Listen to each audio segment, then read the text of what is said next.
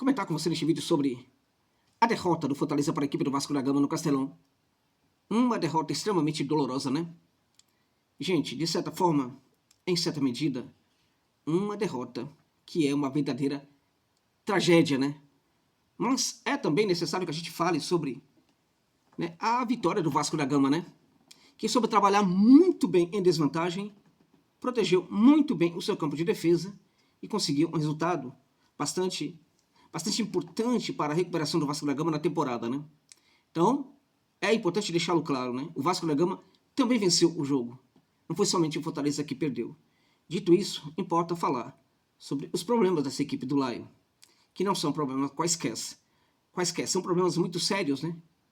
E hoje, acho que da mudança do primeiro para o segundo tempo, nós tivemos um desenho muito claro do que é este Fortaleza, infelizmente. Bora lá, gente, comentar sobre isso. Antes disso, só chamar sua atenção aqui para o patrocinador aqui do canal. Peço a gentileza da sua atenção para falar o seguinte, tá? A aposta esportiva. Parece um mito, né? Parece um assunto que não se pode conversar, um tabu, né? Mas não é, tá? Não é que os times brasileiros são patrocinados por causa de apostas, né? Então não há nenhum problema em relação a isso. A questão em relação a apostas é o apostador, que precisa ser maior de idade, como a gente sabe, que precisa ter cautela, precisa saber o que está fazendo, né? Estudar o jogo, né? Apostar com bastante sabedoria, analisar muito bem cada situação e também escolher uma casa de aposta que seja importante. Eu vou indicar para você a Melbet, tá? Que é uma casa de aposta nova aqui no futebol brasileiro, muito importante, patrocinando aqui o canal Josa Novales, né? A Melbet, olha só, fiquei bonito? Ficou bom, né? Que é Melbet. Por que eu estou falando dessa casa de aposta? Porque não pode ser qualquer uma. Tem que ser uma casa séria. E eu banco. Muitos tentam patrocinar este canal. Eu não permito. Tá? A Melbet é diferente. Então, se você realmente é maior de idade, né? Curte a aposta esportiva, sabe o que está fazendo, né? Estuda as partidas antes de fazer a sua aposta, vá naquela casa que entrega confiança, que tem odds muito interessantes, que vai garantir, de certa forma, uma satisfação, né? Porque se você fizer a aposta com sabedoria, você também vai se divertir, tá? E pode ganhar uma boa grana também. Se inscreva usando o link que está no comentário fixado deste vídeo e coloque lá o código o código promocional, na verdade, não o meu código promocional, o código promocional é JOSABR, tá? Que aí você vai chegar a Melbet, colocando aí esse código, você vai, né, dobrar aí o seu depósito. Beleza, gente? Dá essa força aí. Portanto, vamos agora falar do Laio, né? Olha só, gente. Olhando para essa partida, né, é desesperador a gente ver, né, que o Fortaleza termina com 27 finalizações contra apenas 6 do Vasco da Gama. Foram 9 finalizações em direção ao gol, né? Agora, como a equipe que finaliza tanto, né, não consegue vencer? Afinal de contas, produziu muito jogo, né? Finalizou muito, só não fez o gol, não é isso? Não, não é isso. Tem várias questões aqui nessa situação. A primeira delas é que o Vasco deu campo para o Fortaleza. O Vasco da Gama simplesmente permitiu com que o Fortaleza jogasse muito até o limite do terço final, quando o Vasco simplesmente trazia todo mundo para fechar sua área, e aí não permitia o arremate muito livre. Tinha que ser uma situação de muita luta, de muita conquista de espaço, para que os jogadores do Fortaleza pudessem arrematar, né, com tranquilidade e também com uma situação bastante favorável. O Vasco submeteu o Fortaleza, né, a uma situação de disputa por espaço terrível ali na entrada da área, para que os jogadores do Laio pudessem arrematar. O que fez o Vasco da Gama, portanto, foi cobrar da equipe do Laio eficiência, foi cobrar da equipe do Laio criatividade, foi cobrar da equipe do Laio jogadas ensaiadas. Nada disso o Fortaleza apresentou. Se nós formos para o começo do jogo, a gente pode falar que foi uma partida que gerou oportunidades para o Fortaleza. Muitos podem achar que não, mas o Fortaleza andou até, de certa forma, a ter sorte em algumas situações aí, uma tabela muito favorável que permitia ao Laio dar uma arrancada, né? A sorte não vai ficar o tempo inteiro sorrindo, né? E a partir de agora a situação é muito difícil em termos de tabela. Tem Flamengo pela frente, tem Cruzeiro, né, pela frente também, né? E o pior de tudo isso não é isso. O pior de tudo isso eu vou falar no final, infelizmente para muitos de vocês. Fica comigo aqui que eu vou pontuar uma questão que pode ser terrível para o Laio nas próximas a partir do final dessa rodada e também das próximas rodadas. Mas vamos lá. O jogo do Fortaleza era um jogo de tentativa de ocupar os espaços desde o começo da partida. Era um jogo muito inteligente do Vasco da Gama, que, de certa forma, dificultava muito essa progressão por parte dos jogadores do Laio. Essa progressão era muito defeituosa. Na transição do campo de defesa para o campo de ataque era muito mal elaborada. Os jogadores de lado de campo nem sempre eram acionados na hora certa ou no local correto. E muitas vezes os jogadores do Laio que deveriam puxar, levar essa bola, né, pelo corredor lateral, nem sempre estava muito presente no local certo, né? Muitas vezes estava até bastante recuado, o que gerava uma dificuldade muito grande para progredir, né? A gente teve também um meio de campo pouco atuante, que não sabia muito bem como fazer com essa bola, soltava a bola de qualquer jeito, né? Os passes não ajudavam também nessa transição. E, apesar do Fortaleza ter algumas situações ali, o Vasco da Gama conseguiu equilibrar um pouco as coisas ali no primeiro tempo. A nota do primeiro tempo, contudo, não foi horrível, não foi boa, mas não foi horrível para uma equipe e para outra. Tá, tivemos, portanto, a expulsão do jogador do Vasco da Gama, uma expulsão justíssima. É necessário pontuar, justa, né? Tá, então, a partir daí, do final da expulsão ao final do primeiro tempo, o que a gente teve foi uma situação terrível ali, né? De recuo do Vasco da Gama, uma sinalização de que o segundo tempo também seria de muito recuo. Tivemos o intervalo, tivemos o vestiário. O Laio foi para o vestiário perdendo o jogo por 1-0.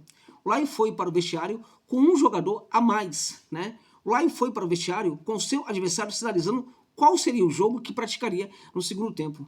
O Laio foi para o vestiário com o seu técnico sabendo perfeitamente como as coisas se desenhariam no segundo tempo, né? Então, a qualidade da conversa deveria fazer diferença. Não fez. Não fez absolutamente. O que a gente viu do Fortaleza no primeiro tempo, equiparado ao segundo, né? Podemos pontuar o seguinte. No primeiro tempo, a equipe do Fortaleza tinha uma forma de jogar.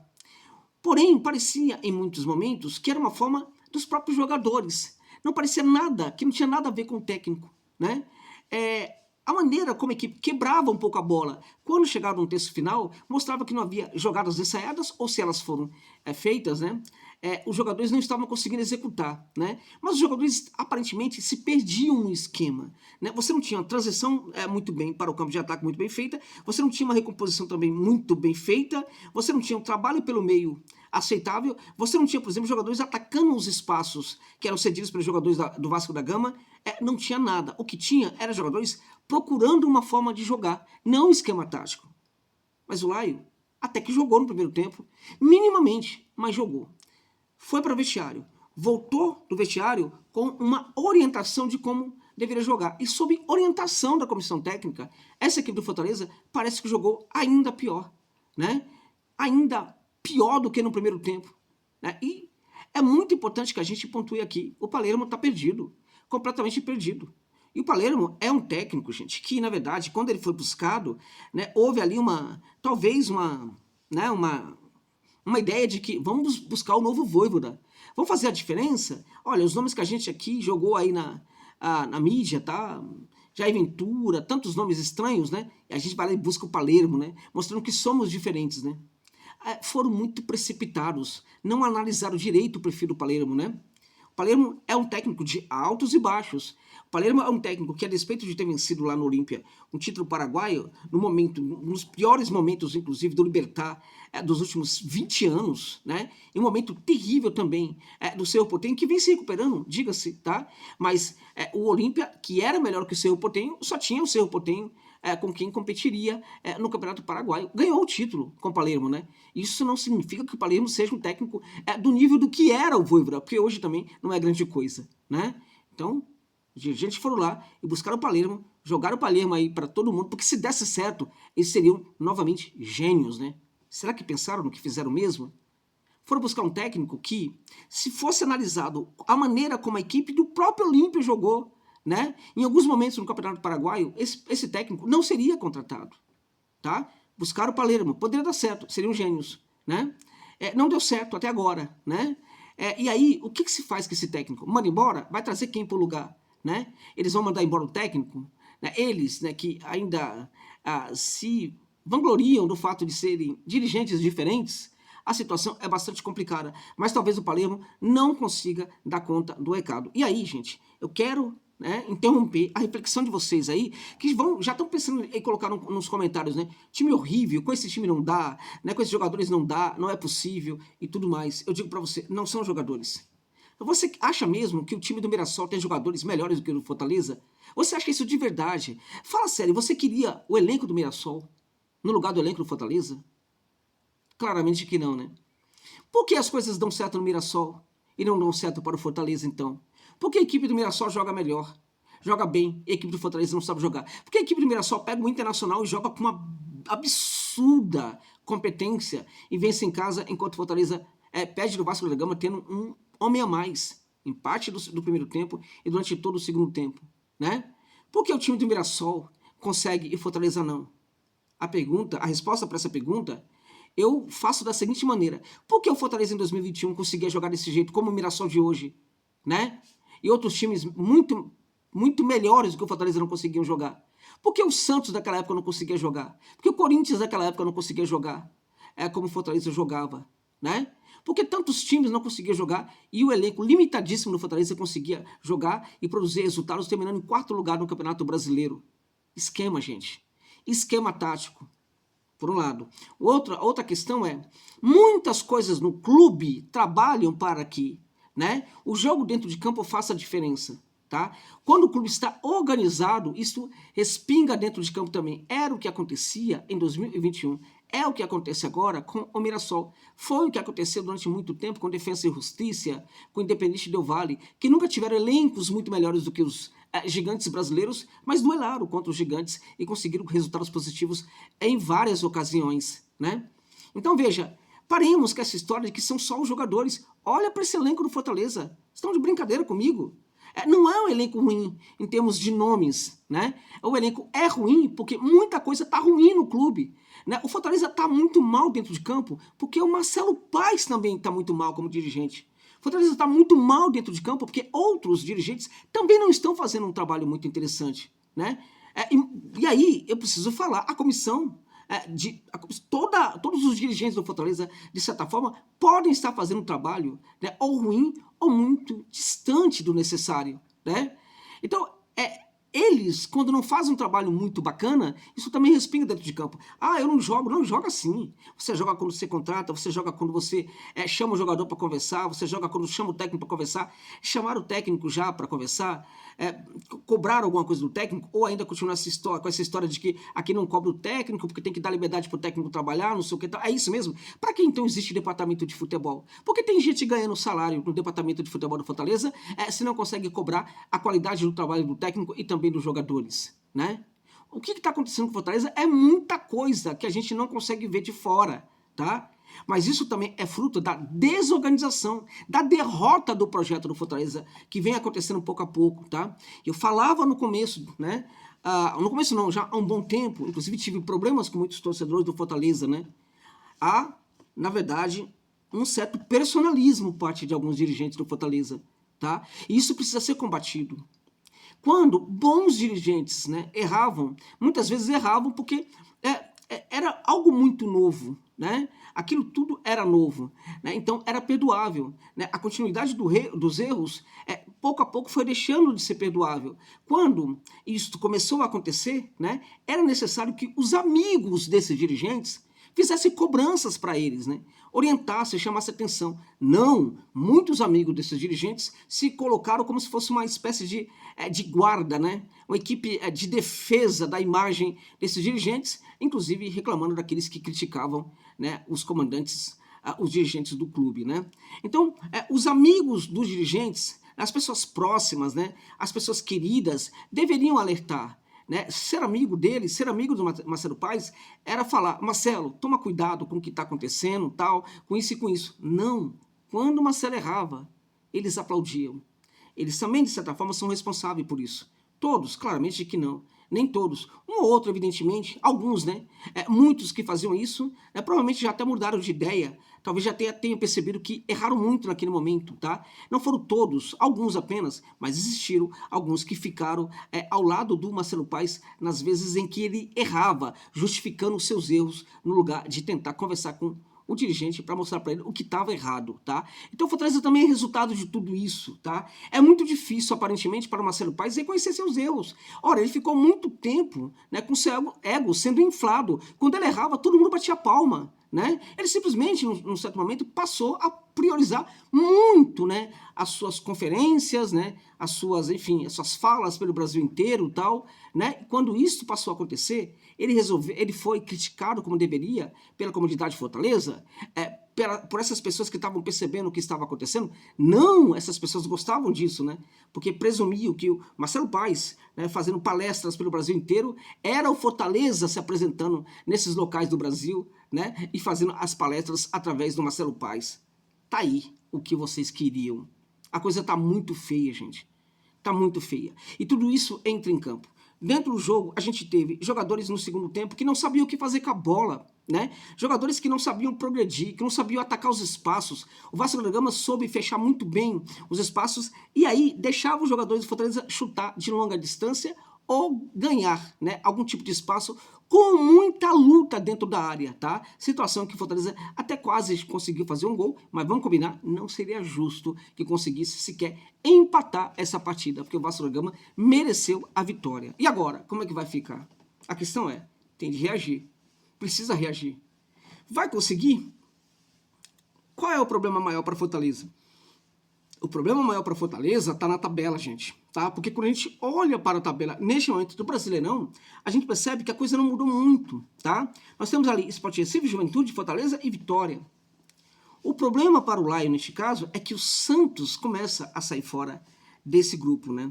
O Santos, com a vitória sobre o Corinthians, foi a 31 pontos, tá? O Fortaleza segue com 24 pontos, tá? O Fortaleza está com 7 pontos atrás do Vasco da Gama neste momento. O Vasco da Gama jogou fora de casa, né? Fortaleza, né, jogou no Castelão. Vai jogar agora contra Cruzeiro, um jogo dificílimo, contra Flamengo também.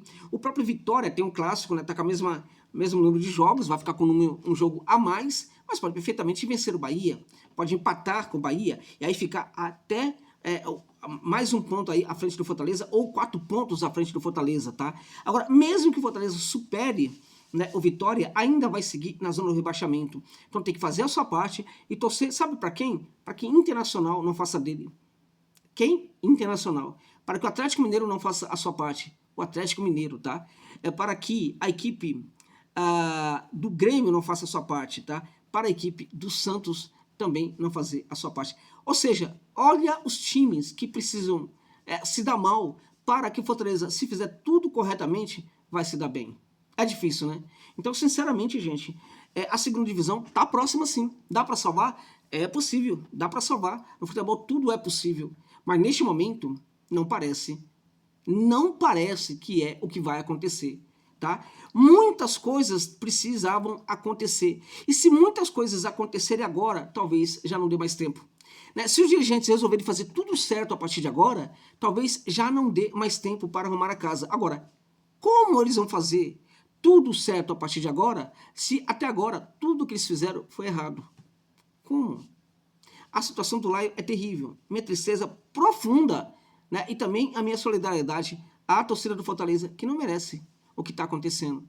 Mas, infelizmente, o cenário é trágico, gente, tá? Sobretudo por causa disso. A vitória do Santos foi muito importante hoje, porque coloca o Santos muito à frente do Fortaleza, tá? E como se trata do Santos, tá?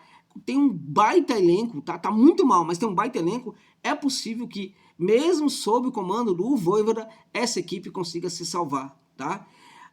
Lamento muito, mas o Fortaleza não merecia sequer o empate nesse jogo. Foi terrível o que a gente viu, né? E a partir de agora, tudo ainda pode piorar. Vamos torcer para que não aconteça, mas infelizmente, quando a gente olha para o cenário, é o que a gente vê como possibilidade de ocorrer. Tá bom, gente? É isso.